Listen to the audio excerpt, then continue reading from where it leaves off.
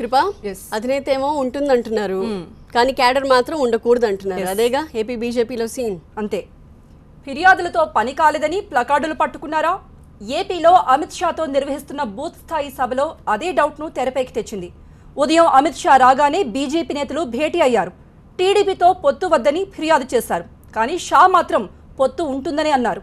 ఆ తర్వాత అమిత్ షా పాల్గొన్న సభలో చూస్తే అంతా గందరగోళం. లీవ్ టీడీపీ, సేవ్ బీజేపీ అంటూ కొందరు కార్యకర్తలు ప్లకార్డులు ప్రదర్శించారు. రాష్ట్రంలో బీజేపీ లాభపడాలంటే టీడీపీతో పొత్తు వద్దంటూ నినదించారు.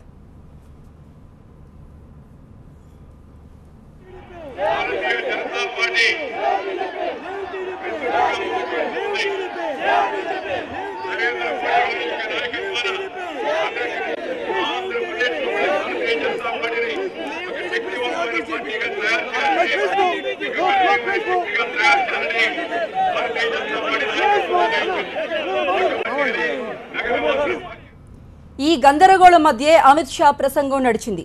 విజయవాడ నుండే బీజేపీ విజయ ప్రస్థానం మొదలవుతుందన్నారు షా. ఏపీకి అనేక రకాలుగా ప్యాకేజ్ సాయం ప్రకటించామన్నారు. రానున్న రోజుల్లో బీజేపీ ఏపీలో దూసుకుపోతుందని భరోసా ఇచ్చారు.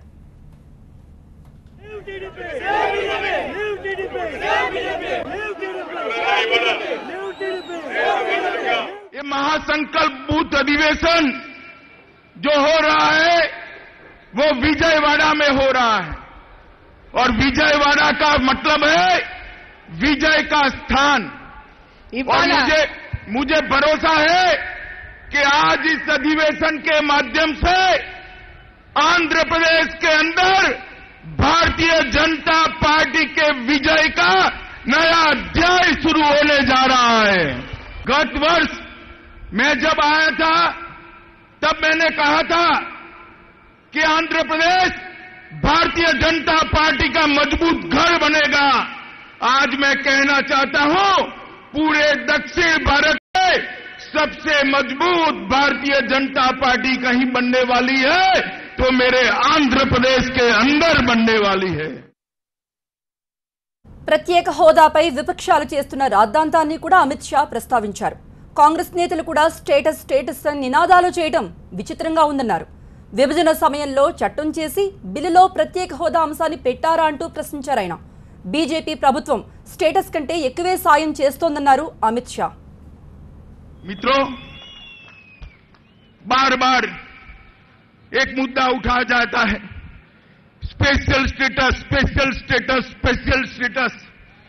मैं आज आंध्र प्रदेश की जनता को बताना चाहता हूं कि आंध्र प्रदेश की जनता को हम स्पेशल स्टेटस इसलिए नहीं दे सकते कि 14वां फाइनेंस कमीशन जो कांग्रेस की सरकार लेकर आई थी इसके अंदर इस पर एक प्रकार से कानूनी अवैधता कर दी गई थी। मित्रों, उन्होंने बैन लगाया था मगर हमने रास्ता निकाला है। मैं आंध्र प्रदेश की जनता को विश्वास दिलाना चाहता हूं कि जो स्पेशल पैकेज नरेंद्र मोदी सरकार लेकर आई है, स्पेशल स्टेटस से 1 रुपया भी आंध्र प्रदेश का नुकसान नहीं होने देंगे। इतना विश्वास आंध्र प्रदेश की जनता नहीं रखना चाहिए। मित्रों, लगभग 1,75,000 करोड़ रुपया की नई योजनाएं और अतिरिक्त फायदा केंद्र सरकार ने आंध्र प्रदेश को पहुंचाया है।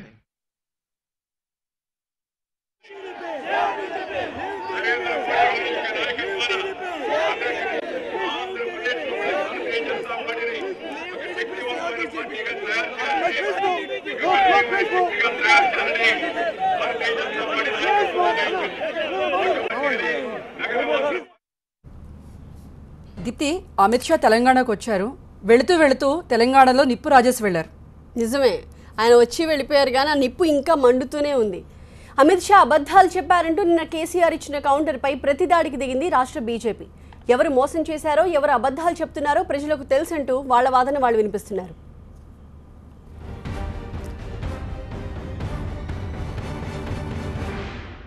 आने वाले दिनों में तेलंगाना में भी भारतीय जनता पार्टी की सरकार बनने वाली। ये मेरा जहां, ये मेरा घर, मेरा आशियां, ये मेरी दुनिया, तेरा काम क्या है తెలంగాణ టూర్ ముగించుకొని అమిత్ షా ఆంధ్రప్రదేశ్ కూడా వెళ్లిపోయారు. కానీ ఆయన ఇక్కడ ఉన్న 3 రోజులు చేసిన టీఆర్ఎస్ వ్యతిరేక కామెంట్లపై రాజకీయం రగులుతూనే ఉంది. తెలంగాణకు కేంద్రం నిధులిస్తున్నా పథకాల అమల్లో కేటాయింపుల్లో రాష్ట్ర ప్రభుత్వం నిర్లక్ష్యం చేస్తుందన్న ఆరోపణలపై సీఎం కేసీఆర్ మండిపడ్డారు. అమిత్ షా చెప్పిన లెక్కల డొక్కలు తీసి చూపించి అన్ని అబద్దాలే అంటూ ఉతికారేశారు. సమాధానమా క్షమాపణ అంటూ నిలదీశారు. Before Mr. Amit Shah leaves the state, I am challenging him.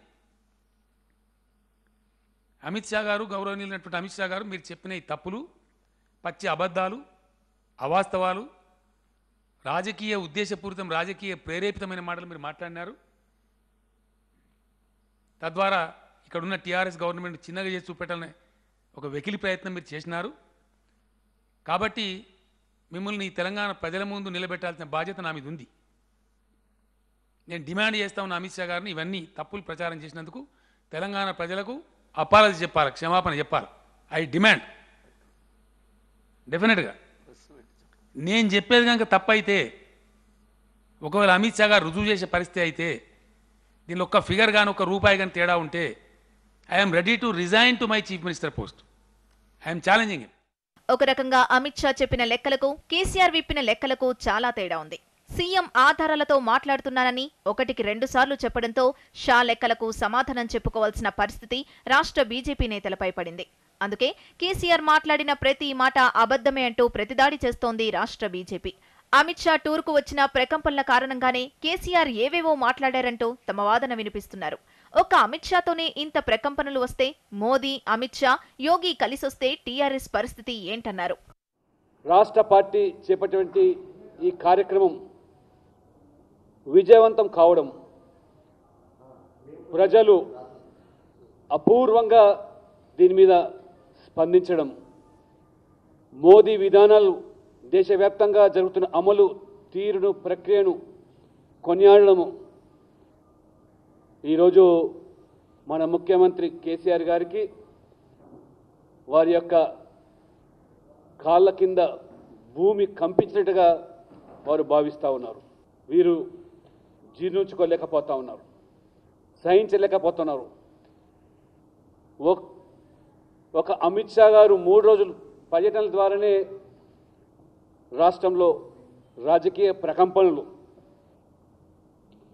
ఒక్కడు వస్తేనే దళముల్లయిందని చెప్పి 3 వస్తే మూర్చపోయే పరిస్థితి మరి టీఆర్ఎస్కు వస్తుందని చెప్పి ఈరోజు ప్రజలు సర్వత్రా కూడా వ్యక్తం చేస్తారు. లక్ష్మణ్ స్పందనపై టీఆర్ఎస్ మరోసారి స్పందించింది.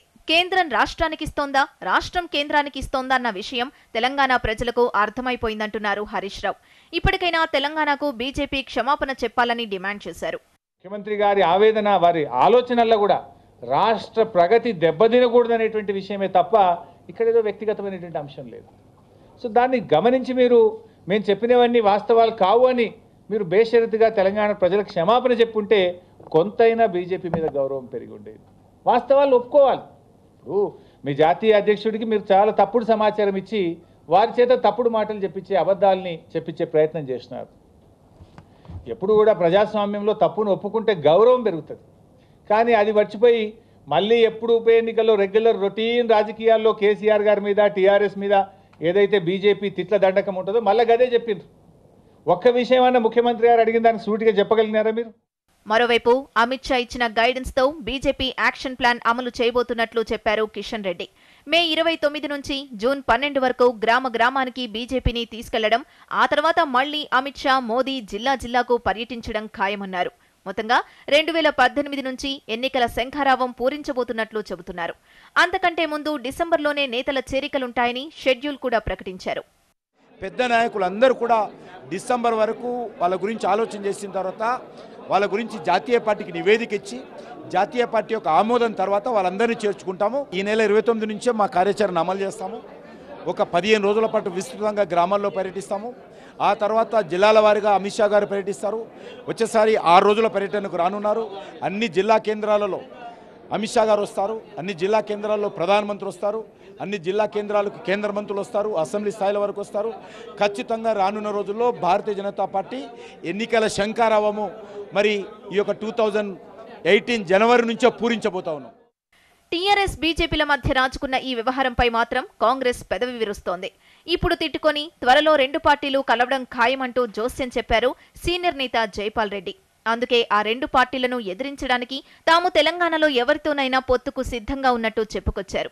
కేసీఆర్ గారికి బీజేపీ పడగ, మోడీ గారితో స్నేహం, బీజేపీ తోక అమిత్ షాతో శత్రుత్వం. ఇది నమ్మే విషయమేనా? ఇది లాలూచి కుస్తీ. ఎందుచేతంటే ఎప్పుడు ఢిల్లీకి వెళ్ళినా మోడీని కలిసినా చాలా సంతృప్తికరంగా చర్చలు జరిగినవి. ఆయన మా రాష్ట్రానికి ఎంతో సహాయం చేస్తున్నాడు, ఇవన్నీ మాటలు చెప్పిన కేసీఆర్ గారు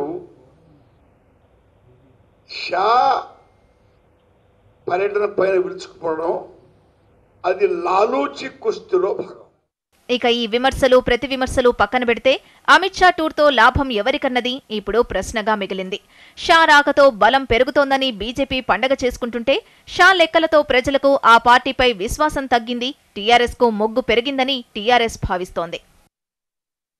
అయితే అమిత్ షా పర్యటన టీఆర్ఎస్ బీజేపీ మధ్య కాదు, ఎంఐఎం బీజేపీ మధ్య కూడా మాటల యుద్ధానికి కారణమైంది. ఎస్ దీప్తి, హైదరాబాద్ లోక్సభను గెలుస్తామని బీజేపీ నేతలు 1కి 10 సార్లు చెప్పడంపై ఎంఐఎం అధినేత అసదుద్దీన్ మండిపడ్డారు. స్వయంగా అమిత్ షానే వచ్చి పోటీ చేసినా ఓడిస్తామని గట్టిగా చెప్పారు. చివరికి అంబర్పేటలో కూడా ఈసారి బీజేపీ ఓడిపోవటం ఖాయమనడంతో అసద్కు ధీటుగా సమాధానమిచ్చారు కిషన్ రెడ్డి. దమ్ముంటే తనకు పోటీగా అంబర్పేటలో నిలబడి డిపాజిట్ తెచ్చుకోవాలని ప్రతి సవాల్ విసిరారాయన.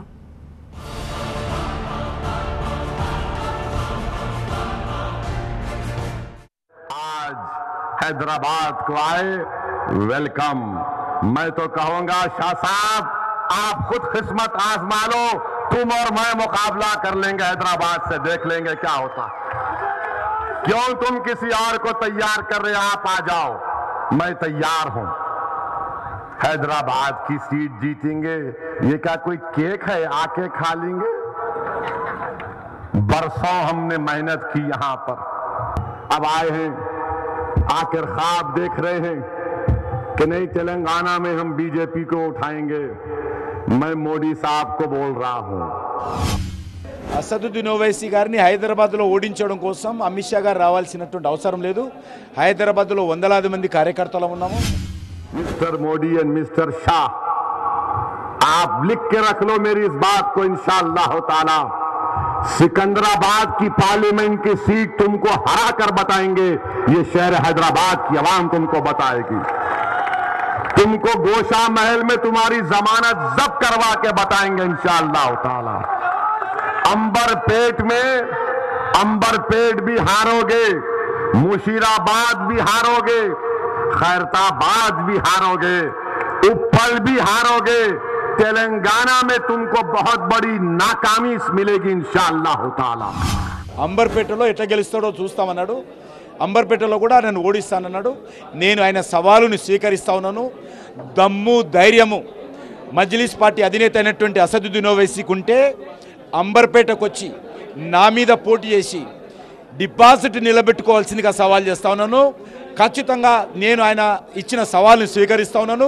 ఆయన డిపాజిట్ వస్తే ఆయనకు నేను దేనికైనా సిద్ధంగా ఉన్నాను అంబర్పేటలో.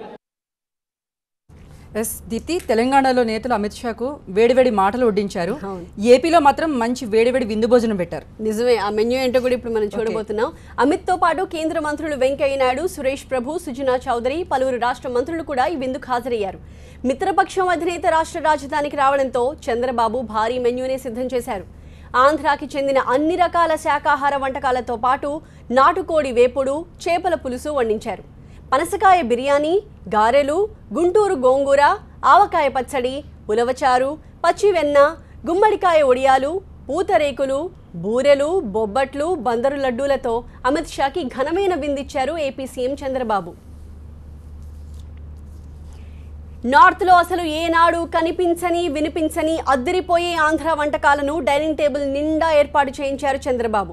అసలు ఆ మెన్యూ, టేబుల్పై ఆహార పదార్థాలని చూసే టక్కున నవ్వేశారు అమిత్ షా. అమిత్ షా పక్కనే కూర్చున్న చంద్రబాబు కొన్ని వంటకాల పేర్లను చెబుతూ ఆంధ్రాలో వాటి ప్రాశస్త్యాన్ని కూడా వివరించడం కాసేపు ఆసక్తికర సన్నివేశంగా కనిపించింది. అదిరిపోయే ఆంధ్ర మెన్యూని కళ్ల ముందుంచి అపరిష్కృతంగా ఉన్న ఏపీ విభజన సమస్యల్ని ప్రస్తావించారు చంద్రబాబు.